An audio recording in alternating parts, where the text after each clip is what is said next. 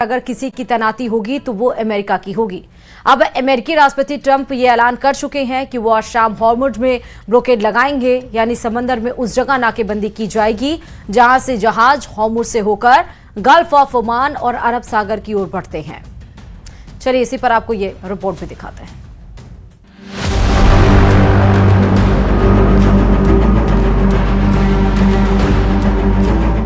Diplomacy fail, शुरू हो गया ट्रंप का खेल।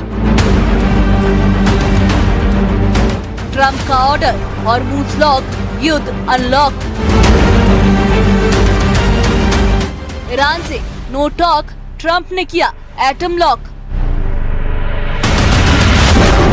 हॉर्मुज में टोलबाजी, विश्व युद्ध कराएंगी। इस्लामाबाद में टॉक फेल होते ही ट्रंप पूरी तरह से एक्शन में आ गए हैं। वॉशिंगटन में ट्रंप का वॉर रूम फिर एक्टिव हो गया है। ट्रंप ने अपने सलाहकारों से बैठकें शुरू कर दी है। इसके बाद ट्रंप ने जो ऐलान किया उससे पूरी दुनिया में हड़कंप मच गया है। Other nations are working so that Iran will not be able to sell oil, and that will be very effective. But what we want to do is we want to, and again, we don't need it. What we notice and what we see and what I think is maybe my idea, maybe not, I don't know. But there are many boats heading toward our country to fill up with oil and then go and take it. Trump के इस ऐलान के तुरंत बाद middle east में मौजूद America की नौसेना एक बार फिर एक्शन में आ गई है। इस वक्त मिडिल ईस्ट में अमेरिका ने 4 विमान वाहक युद्धपोत तैयार कर रखे हैं। यूएसएस अब्राहम लिंकन जो अरब सागर में तैनात है, यूएसएस गेराल्ड आर फोर्ड जो अभी रेड सी के पास एक्टिव है, यूएसएस जॉर्ज डब्ल्यू बुश जो ओमान की खाड़ी में मौजूद है। इसके साथ साथ अमेरिका ने USS Boxer, USS Tripoli, USS San Diego, USS New Orleans जैसे डिस्ट्रॉयर को भी मिडिल में तैनात कर रखा है। ये सभी विमान वाहक पोत स्ट्राइक ग्रुप्स के साथ ईरान को घेरने के लिए पूरी तरह से तैयार है। अमेरिका ने यूएसएस रोनाल्ड रीगन या यूएसएस जॉर्ज वॉशिंगटन को भी तैयार रहने को कहा है। मतलब साफ है, अमेरिका ने युद्ध की तैयारी एक बार फिर शुरू कर दी है। प्रेसिडेंट डोनाल्ड ट्रंप ने आज बोल दिया कि ब्लॉकेट करेंगे, पूरा ब्लॉकेट करेंगे, और उसके साइंस नजर आ रहे थे कि इनके डिस्ट्रॉयर्स वगैरह नॉर्थ अरेबियन सी में आ चुके हैं। अब ये जो नॉर्थ अरेबियन सी में डिस्ट्रॉयर्स आएंगे और इसके बाद जब ये ब्लॉकेट की बात कर रहे हैं, इसका मतलब नो ट्रैफिक। अमेरिका अब समंदर में नाकाबंदी के लिए अपने जंगी जहाजों और कई युद्धपोत का इस्तेमाल शुरू कर चुका है। अमेरिका ईरान के तेल से होने वाली कमाई को रोक देगा। ईरान का तेल व्यापार पूरी तरह से ठप करने का प्लान है। ईरान की अर्थव्यवस्था तेल की सप्लाई पर ही निर्भर करती है। अगले कुछ दिनों में ईरान अगर अमेरिका से समझौता नहीं करता है तो ट्रंप तेहरान पर फिर से हमला कर सकते हैं, लेकिन उससे पहले दूसरे तरीकों को भी आजमाया जा रहा है। पहला प्रहार ईरान की अर्थव्यवस्था पर करने की योजना है। ईरान से तेल सप्लाई बंद होने से उसके मित्र देशों पर भी असर पड़ेगा। हॉर्मुज को मुक्त कराने के लिए अमेरिका खार्ग द्वीप की घेराबंदी करने की भी योजना बना रहा है ताकि ईरान तेल का निर्यात न कर सके। अमेरिका ऐसी स्थिति लाना चाहता है कि ईरान मजबूर हो जाए। अमेरिका को दोबारा जंग की भी आशंका है। ऐसे में खार्ग द्वीप को सील करने के साथ ही उसे तबाह करने का प्लान भी तैयार किया जा रहा है। ट्रंप का ऑर्डर आते ही मिडिल ईस्ट में मौजूद अमेरिकी नौसेना में हलचल तेज हो गई है।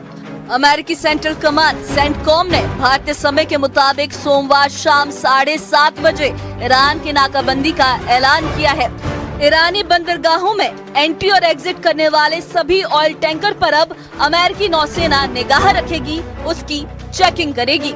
अमेरिकन नेवी ईरान को टोल देने वाले जहाज ढूंढेगी और उन्हें रोकेगी। अमेरिका ने धमकी दी है कि अगर कोई जहाज ईरान को टोल देगा तो अमेरिका भी उससे टोल लेगा। युद्ध के समय जिस तरह ईरान हॉर्मुज से टोल लेने पर अड़ा है, उससे बड़े सवाल खड़े हो रहे हैं। सवाल ये है कि क्या ये मैरीटाइम लॉ का उल्लंघन नहीं है? मैरीटाइम लॉ यानी समुद्र में आवाजाही से जुड़े कानून की इसमें भूमिका क्या होती है? कैनाल से गुजरने पर क्या होता है? युद्धपोत और पनडुब्बी को लेकर नियम क्या अलग होता है?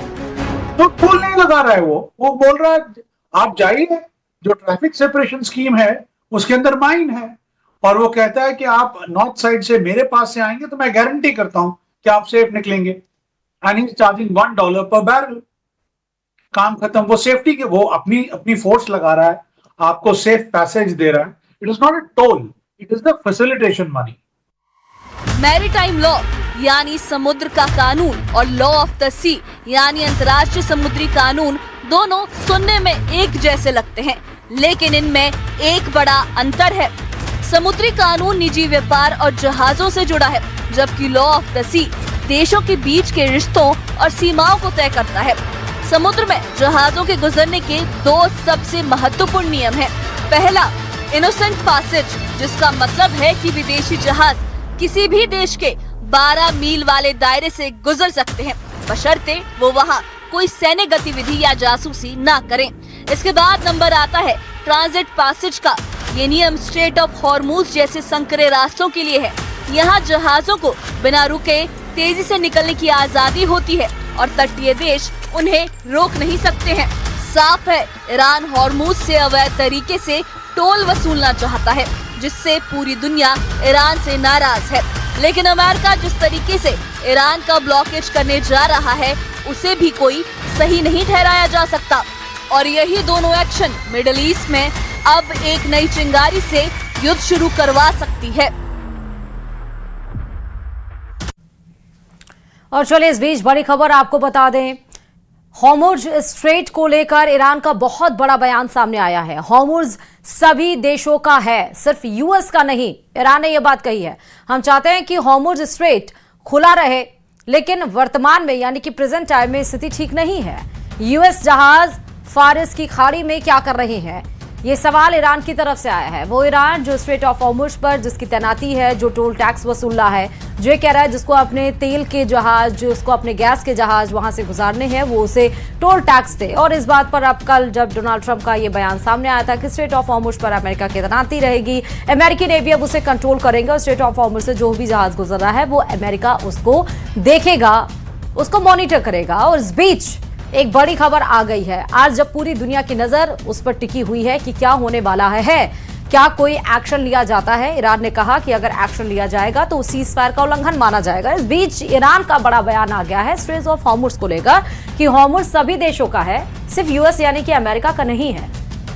ईरान ये चाहता है कि स्ट्रेट ऑफ हॉर्मुज खुला रहे, लेकिन वर्तमान में क्योंकि परिस्थितियां ठीक रही हैं, स्थितियां ठीक नहीं है और यूएस जहाज फारिस की खाड़ी में क्या कर रहे हैं, ये बड़ा सवाल है जो ईरान पूछ रहा है।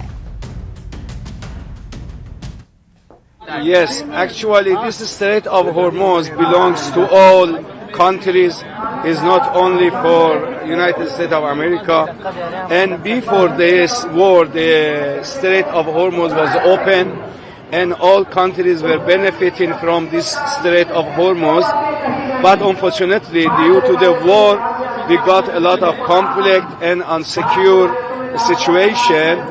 So we want this strait to be open, but now the situation is not good, and some ships allowed to pass through the Strait of Hormuz.